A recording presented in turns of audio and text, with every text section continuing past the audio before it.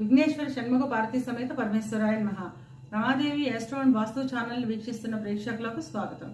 August మాసంలో గ్రహ సంచారం ఈ విధంగా ఉంది. రవి కర్కాటకంలో సంచారం చేస్తూ 16వ తేదీన సింహంలోకి ప్రవేశిస్తాడు. వృషభంలో సంచరిస్తున్న కుజుడు 26వ తేదీన మిథునంలోకి ప్రవేశిస్తాడు. సింహంలో సంచరిస్తున్న బుధుడు 5వ తేదీన వక్రారంభం చేసి 22వ తేదీన కర్కాటకంలోకి ప్రవేశిస్తాడు. గురువు వృషభంలో సంచారం చేస్తున్నాడు. సింహంలో సంచరిస్తున్న శుక్రుడు 25వ తేదీన కన్యలోకి ప్రవేశిస్తాడు. శని కుంభంలో వక్ర సంచారం చేస్తున్నాడు. రాహు మీనంలోను, కేతు కన్యలోను సంచారం చేస్తున్నారు. ఈ గ్రహస్థితిని ఆధారంగా చేసుకుని తులారాశి వారికి ఆగస్టు మాస ఫలితాలు ఎలా ఉన్నాయో, చిన్న చిన్న పరిహారాలు ఏం చేసుకోవాలో చూద్దాం. చిత్తా 3-4 పాదాలు, స్వాతి 1-2, 3-4 పాదాలు, విశాఖ 1-2-3 పాదాలు కలిపి తులారాశిలో ఉంటాయి. తులారాశికి అధిపతి శుక్రుడు. తులారాశి వారికి ఈ మాసం మిశ్రమ ఫలితాలు ఉంటాయి. ధన ఆదాయం బాగుంటుంది. అంతకు మించిన ధన వ్యయం కూడా ఉంటుంది. నూతన గృహాలు, బంగారము వంటివి కొనుగోలు చేస్తారు.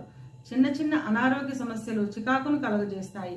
సుబ్రహ్మణ్య స్వామి భుజంగ స్తోత్రాన్ని వినడం లేదా చదవడం ద్వారా ఈ అనారోగ్య సమస్యలను తగ్గించుకోవచ్చును.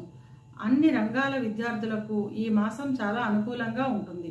విద్యలో ఉన్నతి ఉంటుంది. క్యాంపస్ సెలక్షన్స్కి వెళ్లే విద్యార్థులకు మొదటి 3 వారాలు అనుకూలంగా ఉంటుంది. ఉద్యోగ ప్రయత్నం చేసేవారికి మొదటి 2 వారాలు చాలా అనుకూలంగా ఉంటుంది. ఇక వ్యాపారస్తుల విషయానికి వస్తే రావు అనుకుని వదిలేసిన బాకీలు ఈ మాసం వసూలు అవుతాయి.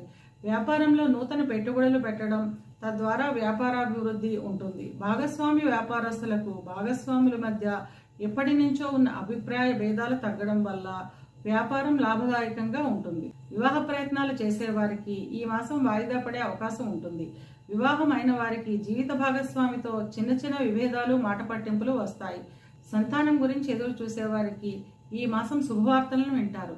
ఈ మాసం ధన ఆదాయం బాగున్నప్పటికీ అంతకు మించిన ఖర్చులు కూడా ఉంటాయి. చివరి వారంలో చిన్న చిన్న అనారోగ్య సమస్యలు విసుగు, చికాకును కలిగిస్తాయి. విలాసవంతమైన వస్తువుల నిమిత్తం అధిక ధన వ్యయం చేస్తారు. ఈ వ్యయాన్ని కొంచెం అదుపులో పెట్టుకోవడం మంచిది. చిన్న చిన్న ఇబ్బందులు ఉన్నప్పటికీ ఈ మాసం అంతా అనుకూలంగానే ఉంటుంది.